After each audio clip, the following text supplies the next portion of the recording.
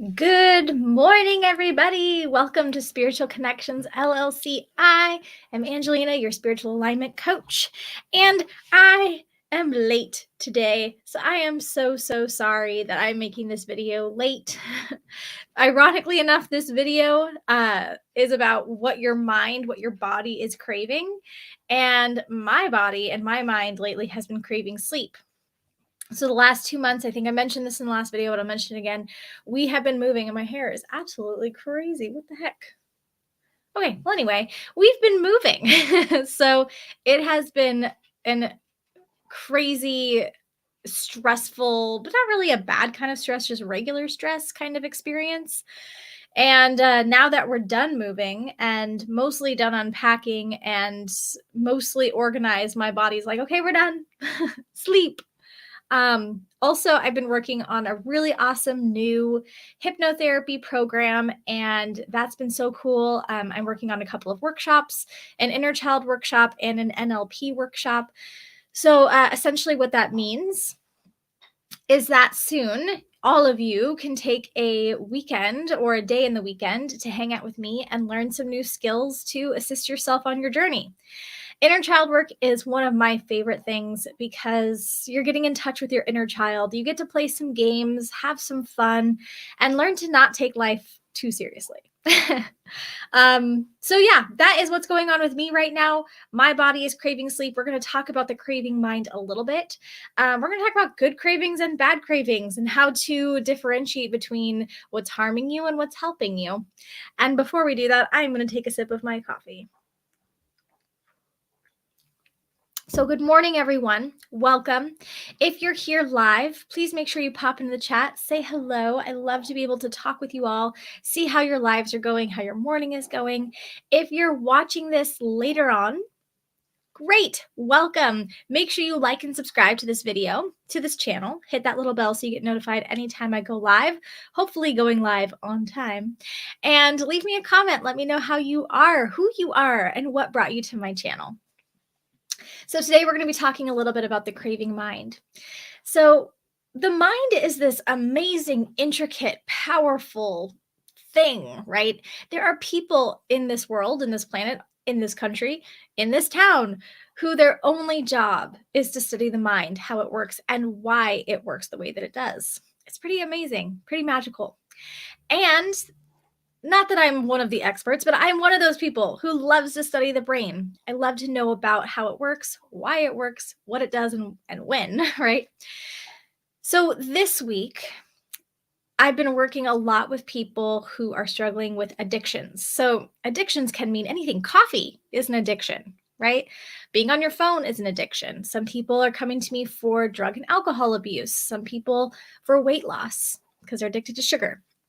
So there's lots of reasons in which our mind craves things. So when I think about craving, right, I think about this idea because it starts, right? Everything starts here in the brain. It's this idea that your brain feels like it's missing something. It feels in lack for whatever reason, right? We don't always know why.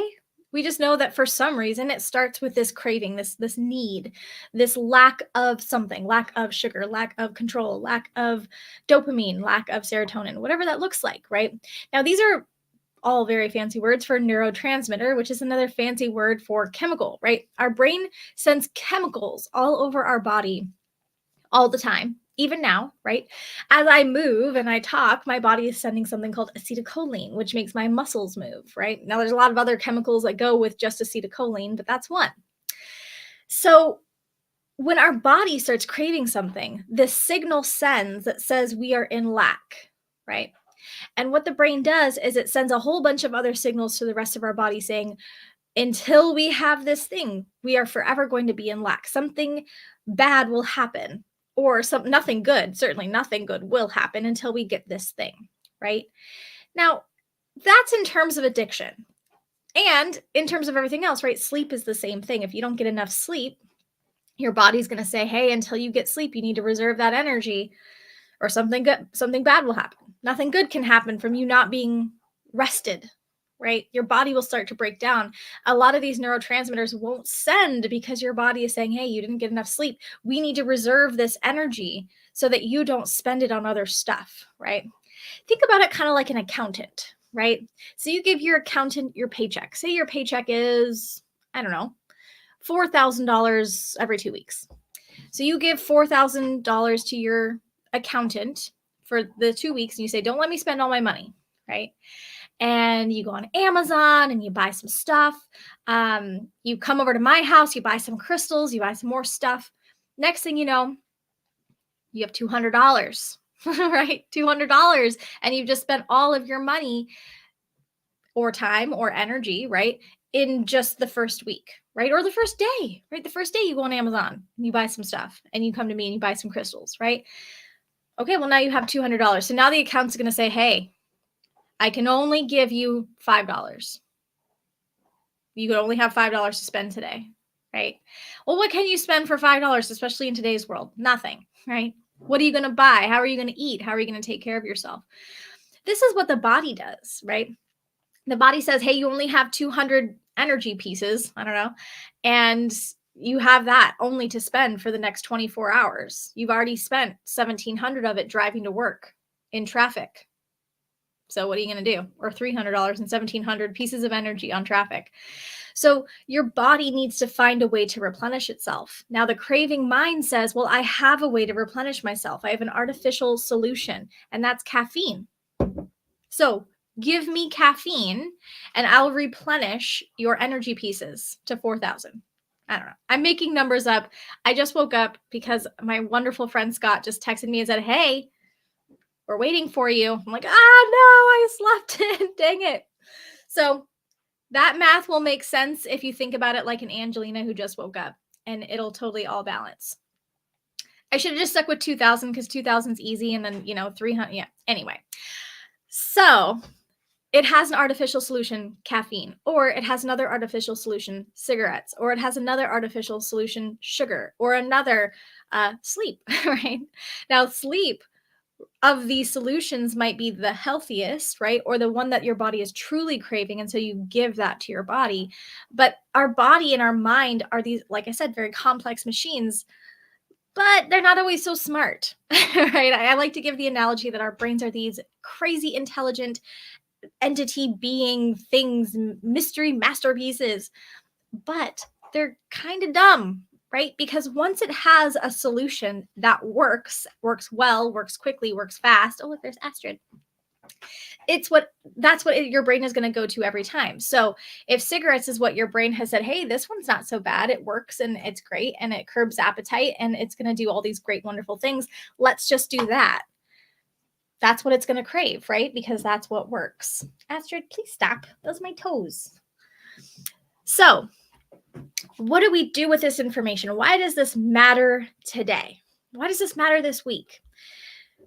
Because our bodies and our minds are wanting something. They're wanting healing. As we come into this week, the energy is really crazy because a lot of people last week made big mistakes.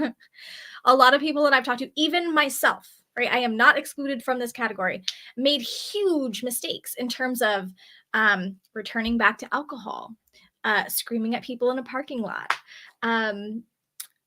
fighting with their friends and family, just a lot of big mistakes. And as we come out the other side of that this week, we're wondering, what is the outcome of these big mistakes? Are these big mistakes going to be good or bad? Are they going to be harmful or not? And a lot of people, when I ask them, well, why did you do that? What brought you to that space?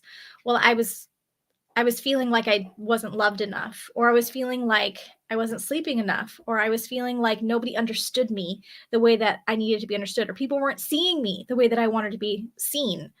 This is the craving mind. The craving mind says that we're lacking something. There's something missing. And anybody who doesn't give us this thing that we're missing, well, guess what? I'm gonna attack. I'm gonna go into my reactive mind. I'm gonna fight, flight, freeze, or flirt. I am going to take that person off their pedestal so they can understand my pain. And then once they do, I no longer crave that sort of interaction, because then this week they're like, I don't know It was an accident, right? I didn't mean to. I didn't mean to hurt that person. I didn't mean to go back to alcohol. I didn't mean to smoke a cigarette. I didn't mean to fight with my mom. I just didn't mean to do that. But it happened. And now here I am, and I got to fix it. That is the craving mind. Yes, we're not talking about necessarily a substance that it craves, but an interaction or a solution to a long-serving problem is how do we resolve this thing? And that's what the brain is bringing us this week. So as we come out the other side of the mistake, right? And even if you made a mistake this week, just know that every mistake that was made last week and this week, it has a positive solution. It did something very good for you. Now, you have an opportunity this week to take the knowledge of that experience and turn it into wisdom. Now, when we do that, that is the magical piece, because when we take our knowledge and we turn it into wisdom, you never have to go back to that craving again. Because when you notice yourself in that craving, like for example, I'm craving a negative interaction because things have been so good for so long, I'm afraid something bad will happen. So if I'm in control of the bad thing, then that's okay. Then it won't be so bad because I'm in control of it, right?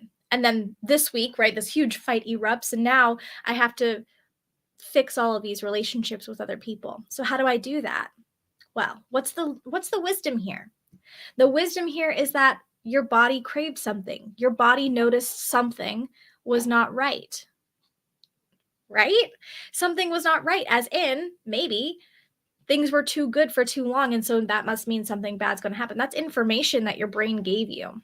And now that you're in a place of knowledge, you can say, hey, I know that that's what happened. I know that it may or may not be true. And I didn't give it the opportunity to play itself out. So the wisdom piece would be to say, next time, I kind of want to just see how it'll play out if I don't sabotage it, right? I want to see what will happen if I just allow the universe to bring me information. And then if something bad happens, well, then I'll be able to trust that intuitive hit, right? That was an intuitive hit that said something bad was going to happen. But sometimes it's not an intuitive hit.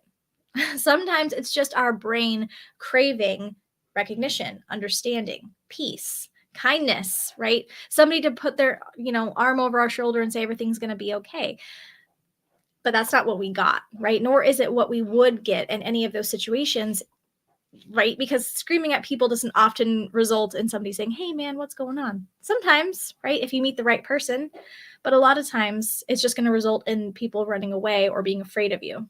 Right. So that's what we saw this last week and coming into this week is the craving mind. The mind is craving something. Now, the other crazy thing about this is that sometimes our brains, our minds, our beings are just craving love, right? We're just craving some understanding, some consideration, some grace. And so when we have these moments of deficiency, we'll say, like this morning as an example, I woke up at 9.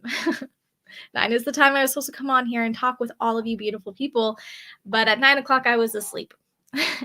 At 9:15, I was letting my dogs outside and I saw a text message saying, hey, where are you? Actually, I think it was 9:23 because I responded right back. But anyway, so in this moment, right, my body craves sleep. So 1, then my body, my mind, my heart craves understanding from all of you who might have been waiting and sitting here twiddling your thumbs, waiting for little old me to get my butt together and get my coffee and sit down with all of you. So when we experience these things, we have an expectation, right? Or we can have a hope. So the difference between an expectation and a hope, expectation says if I don't receive this thing, well, then all hope is lost, right? I failed. I hate myself. I hate everybody else. And I'm just going to be in that pit of despair, right? Now, this happens in a lot of ways. I'll give you guys a great example. My brothers and sisters, so I have 5 siblings. Actually, that's not true. I have 7 siblings, but I grew up with 5 siblings. And I was the youngest for most of my life, which is why I always say, well, actually, I have 2 little sisters. I was out of the house when they were born. So anyway, my brothers and sisters treat me exactly the way older sisters treat brothers and sisters treat the youngest sibling, right? I'm very low tier in their awareness, right? Well, at least I used to be. So we would schedule plans like, hey, let's all go to family gym time. Let's all go to the gym. And okay, great. What time? 10 o'clock. Great. So 10 o'clock, I'm sitting at my house waiting. 11 o'clock, I'm sitting at my house waiting. Noon, sitting at my house waiting. 1:30 rolls around. I'm like, hey, where are you guys? Oh, we decided to go get lunch before we went to the gym. Great, right? That's wonderful. I have no life. So what is this? This is an expectation, right? Because they didn't remember me or tell me or put me in their awareness, that means they must not love me. Well, not true, right? Maybe they don't respect me, which is definitely possible, but it isn't because they don't love me, right? Or respect my time. So this was an expectation. Now, how do I switch this expectation? So first I have a craving, right? The craving is to hang out with my family. Second, I have an expectation, which is that they're going to honor my time and actually show up. The third piece here is that if they don't, what does that mean? What does it mean if they don't show up? What could it mean, right? Now, anybody who's worked with me for a while knows that the answer is you have to ask them. You have to establish a boundary with them, which is to say, hey, why didn't you guys show up? I've been waiting for like a really long time. So, like, what's going on here? Right? Oh, we forgot. Okay. I'm hearing that you forgot about me. Why? How? Right? Is there some way that like you could remember that I was a part of this plan so that I'm not waiting at home? Now, this is a boundary for me that when we establish plans, we follow through on them to the best of our ability, or at least have a really good reason as to why we're not following the plan. Not, I forgot. I forgot is a terrible reason. And this morning I did kind of forget, but it was because I was asleep. And it's also a terrible reason because I should be waking up at 7:30. But of course, then I'm caught in the shits in the woods. But so there is a boundary here, which is to say, hey, when I schedule something with you, I ask that you honor my time. And when you honor my time, you're keeping me up to speed with the plan as the plan changes. And if you can't do that, that's okay. That just means we can't make plans together in the future, which is okay, right? It's not because you hate me or I hate you. It's just because for some reason we don't jive right, right? So I can go to the gym by myself. You guys can go to the gym by yourself, and we'll just kind of do our own thing, which is what ended up happening over time, is just simply doing our own thing. So our body craves something, we find an alternative solution, we act on that solution, and establish a solid boundary. So I hope that makes sense as we're kind of going into this next week, which is going to be a really interesting energy. So to kind of keep things into like remembering I'm not an astrologer, but we went from Capricorn energy, very grounded, very well, for me, because I'm Capricorn, it was very expansive for me, very grounding, allowed me to have a lot of awareness and to just sort of be grounded in one project at a time. But now we're in Aquarius, and Aquarius is an air sign. So at least I think so. Well, it's either air or water. Either way, it's not earth, right? So again, I say I'm not an astrologer, but I will say that as we come into this new energy, there is going to be a shift. For some people who are air or water signs, whichever one it is, I'm pretty sure it's air. But anyway, let me think. Because Aquarius. Anyway, I digress. I could just think about this forever. When we switch into a new energy, our body and our mind has to have time to adapt and change, right? This is grace. When we give ourselves grace to shift and adapt into something new. Actually, I'm pretty sure we're in Pisces now. Pisces is a water sign, so Aquarius must be air. So that reminds me, it was my brother's birthday the other day. Happy birthday, Tony. I got to make sure I call him later. So the point of this is when we shift into a new space, a new sign, a new energy, giving ourselves time to shift into that thing, right? Now, Pisces is an interesting sign. So let's talk about that for a second. And actually, let me move my chair up. Maybe. There we go. Aha. There, now I look a little bit taller. Okay. So Pisces is an interesting sign. It's a water sign. This is a very creative and watery, sort of fluid energy. So as I come into, obviously, I come into Pisces and sleep, like hoping to God I can just sleep through Pisces season, because I'm an earth sign. So Pisces is a little bit more difficult for me. But it's a beautiful energy too. It's very expansive. Is the 11th sign of the zodiac, and its season runs from January to February. Oh, we are still in Aquarius. Thank you. Thank you, Scott. So Aquarius, Gemini, and Libra. I thought that's what it was, but I was like, man, my brain, right? I've only had one sip of coffee, so my brain is like, no, we're not going to think today. Okay.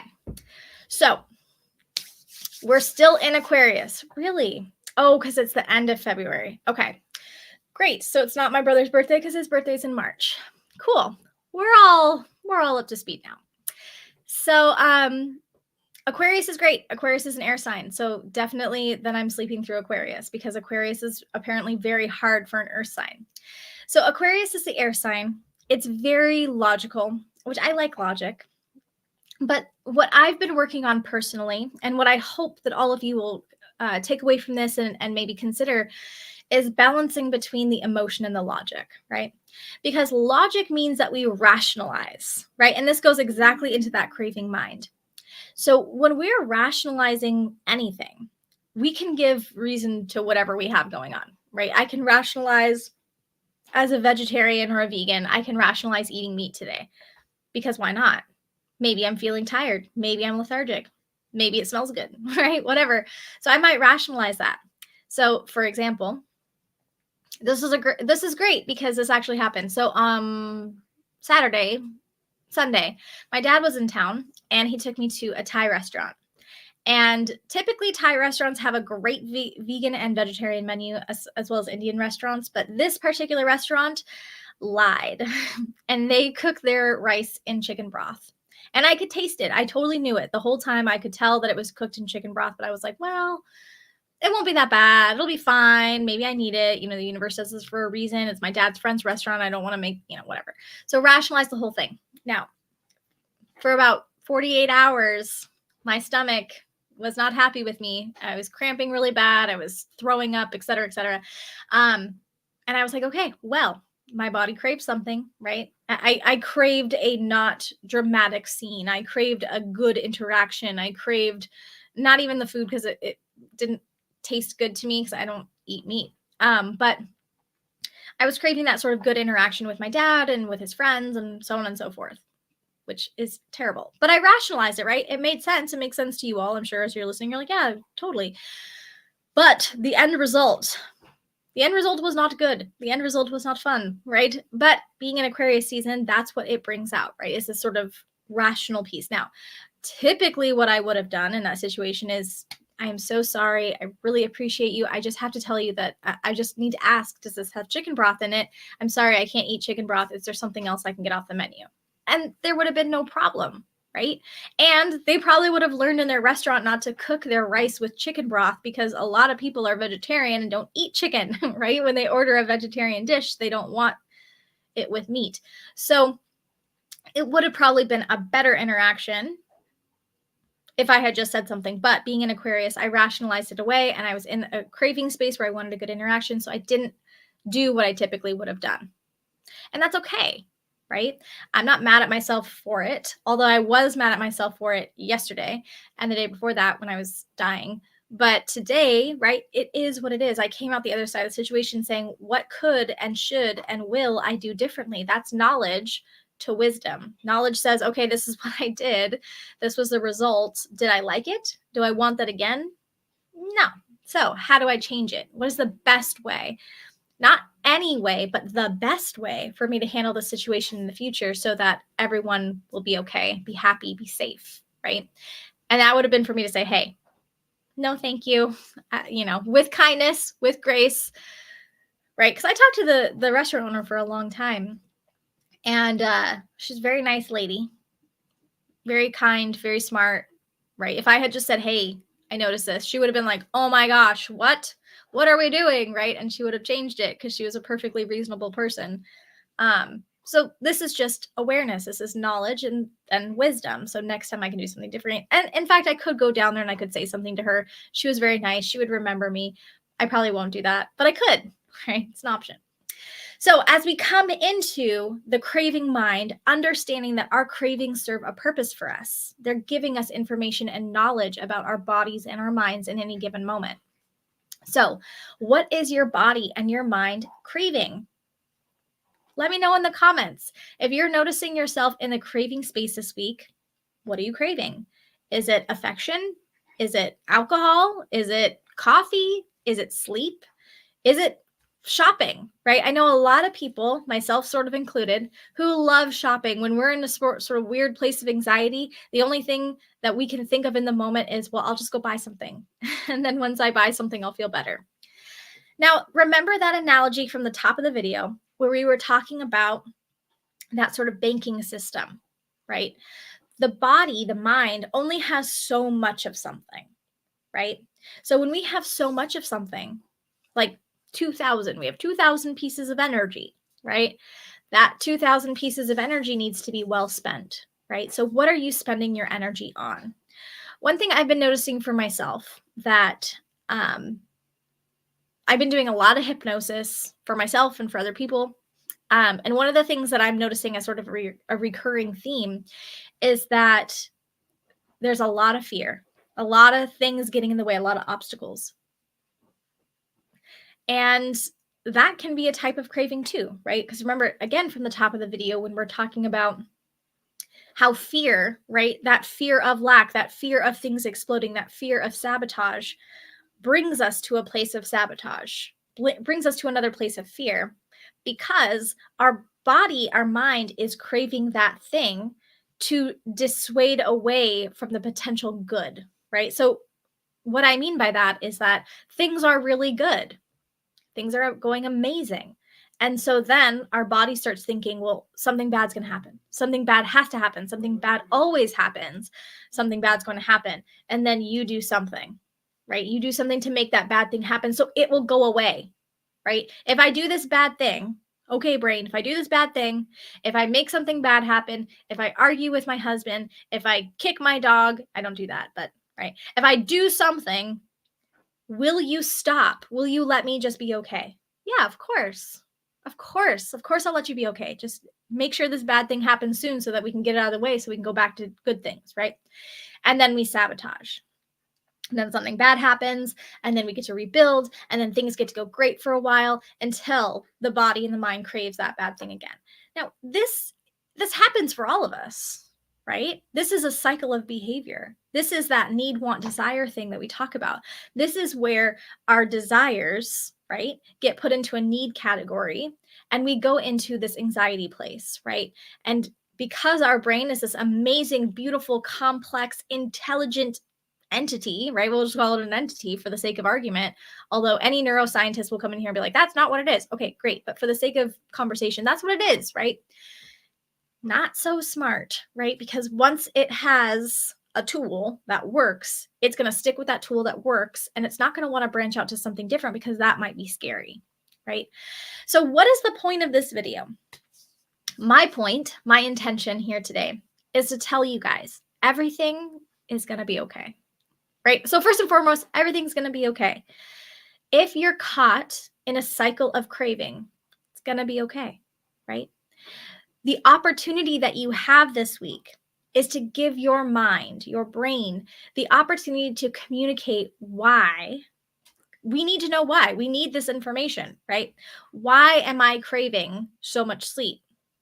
Why am I craving cigarettes? Why am I craving sugar? So much sugar, right?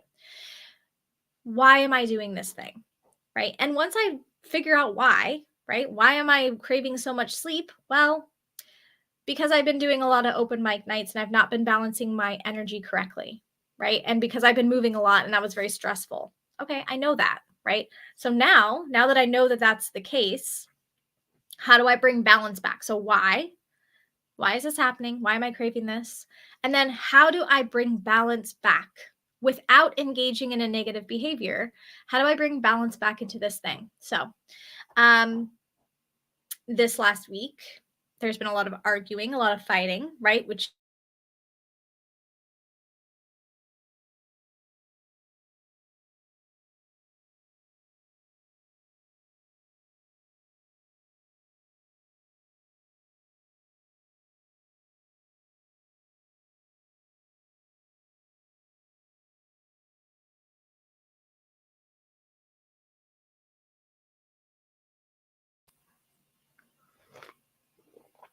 let me see if I can check on this.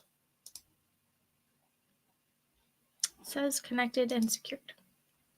Okay, well, we'll give it a minute to catch up. So any misalignment is either a perceptual misalignment, an energy misalignment, or a vibrational misalignment. So what is a perceptual misalignment? Well, I see rainbow colors behind me. I see every color there. Well, you who watching, you might say, well, I don't see red. There's no red there, right? Well, this looks red. My blanket looks red. Nope, that's not red. That's pink, right? So we have a perception. I see something one way. You see something another way. Another one that I'm not going to get into, but I'm just going to use as an example is the COVID vaccine. There were people who were all about it, and there's people who are not about it. And you fall somewhere on that spectrum, person who's listening. I don't really care about which side of that spectrum you fall on, but this is a perception, right? Some people perceive it as good. Some people perceive it as bad. Some people don't know what the heck to think. And so they don't, right? They don't think about it because who knows, right? In 50 years, we'll definitely have an answer to this question. But for now, not so much. So that is a perception. Now, we also have energy misalignments, right? So this might be, I'm a Capricorn. I am not an easy person to get along with for some people, right? Some people come into contact with me and they say, well, she's a know-it-all and she's pretentious and she's this and she's that. And I don't like her because she's annoying. Okay, that's okay, right? Your energy is different from my energy. And that person might be a beautiful healer, powerful, kind, compassionate, but my energy just does not jive with them for whatever reason. And vice versa. Maybe I don't jive with them either. I met this person once who was so snappy. They're always snapping. So the room would be quiet and they'd start snapping. I was like, dude, stop it. That's so obnoxious, right? Like, why are you doing that? Do you need attention on you all the time? The person was perfectly nice other than that, but I just found them so, sit down, right? Just sit down and be quiet. Well, that's an energy difference, right? That person's not mean. They're not bad. They're not maniacal or conniving. They just snap. And the snapping bothered me for some reason. So my energy and that person's energy were not the same. We didn't understand each other. We didn't fit into that nice puzzle piece. Now, alternatively, a lot of us meet people and we're like, yes, you're awesome. We're going to be friends forever. You know, you are the unicorn. Hang out with me every day for the rest of my life, right? We all have those people. And that's great. That is an energy like connection, right? We like that energy, so we stay with them. The other type of misalignment is a vibrational misalignment, alignment or misalignment, right? So a vibration misalignment is when you when you're hanging out with somebody and they're really depressed, they're really sad, nothing's going right for them, and you're sitting there going like, my life is great and I'm so happy. I'm everything's great, right? And we could use the situation at the grocery store the other day where I got yelled at by the guy who, right? I'm sitting there in la-di-da Angelina land, excited to buy a salad, having a great day. Everything's fine, right? I feel happy. And then I run into contact with somebody who is not happy at all, right? And they're angry and they're in a bad place and they perceive, right? So they have the perceptual as me being in their way, right? So there's the perceptual. Then we have the energy, right? So this person is very aggressive, right? And at that particular point, I wasn't being aggressive. I was just buying a salad, right? So we have two misalignments. We have a perceptual misalignment. They see me as in their way. They see me as whatever. And then energy, right? Their energy and my energy don't mix, right? That guy and I would probably not be friends in any way, shape, or form. The lady and I would probably never be friends. We'd never hang out, right? Then we have the vibrational piece, right? This person is angry. I'm not angry, but then I did become angry, right? So there was an energy misalignment. I was happy. He was angry. And then we were both angry. So we had a misalignment that came into alignment in the worst kind of a way. Now, this happens, right? This happens all day, every day. It is just information, it's just knowledge. But then how we take that knowledge and shift it. So, how do we shift misalignments? How do we make them in alignment in a positive way? Well, a lot of times, what I tell people is that we have three options. Well, probably more than three, but to keep things simple, we have three, right? We can positively change that person, we can negatively change ourselves, or we can neutralize the energy, right? We could take that energy and we could say, I'm not doing anything with this. I'm not going to store it. I'm not going to combat it. I'm not going to do anything with it. I'm just going to filter it back to the earth. I'm going to let it go, right? I'm not going to feed your energy. You're not going to feed my energy. We're just going to let it go, right? Now, when we do that, when we do option three, right, it's great because then everybody walks away happy, right? Or certainly nobody walks away more angry or more sad or more defeated or whatever. And so, really, what we're doing is we're taking the energy, the negative energy. And so, think about it like Monopoly, right?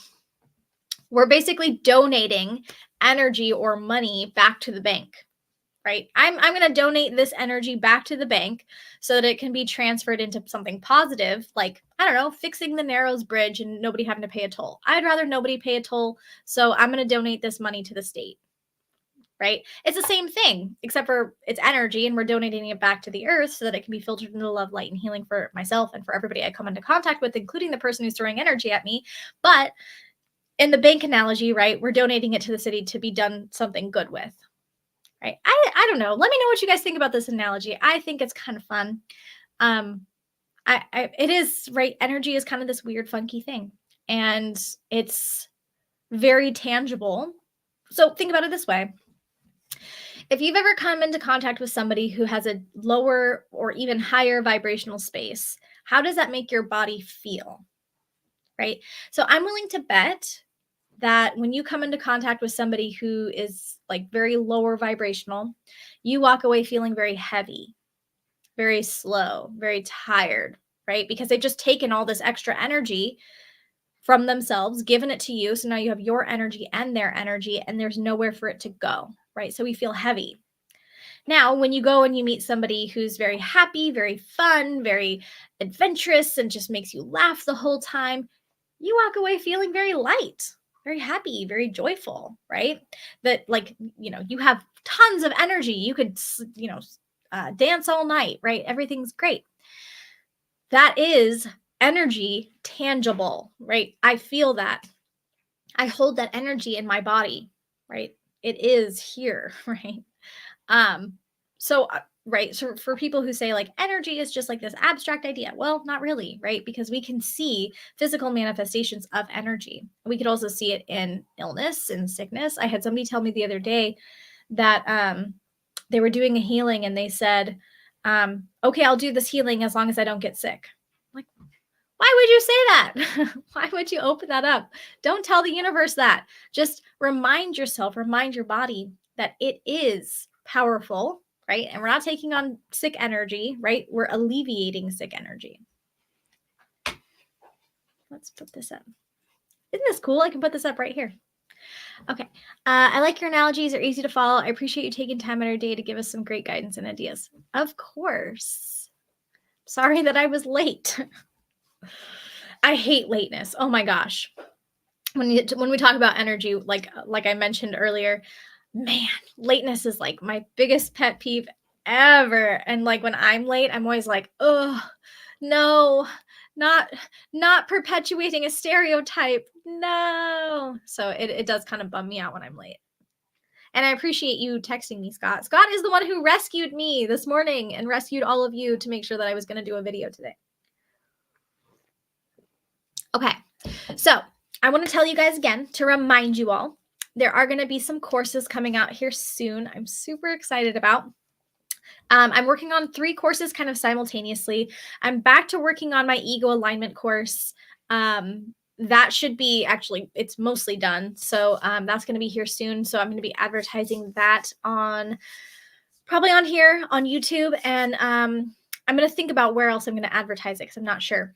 I'm not sure if they're going to be live or if they're going to be recorded yet. Definitely leave me your feedback if you think that you'd like to have recorded videos or live. If you're listening to this and you're like, wow, I want to try this ego alignment thing, which I'll explain later in another video. I want to do that in person. Great. Or if you're like, I think we could do that over Zoom. Awesome. Hey, she loves these dangling lights. She's like, this is so cool. There's lights. But then she tries to eat them, and that's not cool. Okay, so we have the ego alignment course coming up. I also have something called the Inner Child Workshop coming up, which is going to be so fun. It's going to basically be fun and games and journaling and just really getting in touch with that inner child you. The you that sometimes gets a little bit pushed to the side for adult responsibilities. That is the version of you that we would be working on in the Inner Child Workshop. It's going to be probably a 2-day workshop. And again, let me know if you're interested in that as a live or a in-person workshop, or kind of what do the people want? Tell me. And then the other one is called an NLP, which is neuro linguistic programming. I love NLP. It's something that I use regularly in my practice and for myself. And NLP is essentially where we're changing these neural pathways through conversation, through our like conscious patterns, and we're bypassing this sort of critical mind, which keeps out this useful information, right? Like when we talk about the craving mind, well, the mind is craving something, and that unconscious mind only knows of one way to satisfy the craving, right? A form of changing those cravings is through NLP, which is to say, okay, why am I experiencing this craving? What is this craving? Why? What is this craving telling me? And how can I change it in a way that is in alignment with what I actually want, right? So those are the 3 workshops that are going to be coming up here soon. I'll let you guys know. I'll keep giving you guys updates because it's been a long time coming. I've talked about it for a long time, and it's like time for me to actually do it. So those will be coming up here soon. I want to thank you all so much for being here. If you're here live, Scott, thank you for being here. If you're watching this as a replay, welcome. Please make sure you like and subscribe to this channel, hitting that little bell anytime I go live. I love to hear from all of you, so leave me a comment. Let me know what you guys think about the craving mind and how to change it. Let me know what your body and your mind is craving this week. Good things are welcome too, right? Positive things. If you're craving, I don't know, strawberries, and you went to the store and you got strawberries and you had a great time eating strawberries, great. Tell me about that. I don't think strawberries are in season here, but it's possible, right? All right. Thank you guys so much for being here. Much love and appreciation for supporting my channel, supporting me over the last 4 years, 5 years, however long I've had this channel. As I go throughout this week, I want to challenge you. As you go throughout this week, I challenge you to be in a space of awareness where your heart is, where your energy is, and tell me about your experiences this week in attempting or successfully transferring or transmuting energy into a negative space. Neutral space, not negative space. All right, everybody. Thank you so much. I've got dogs running around all over my feet, distracting me like crazy. And I will see you guys all next time.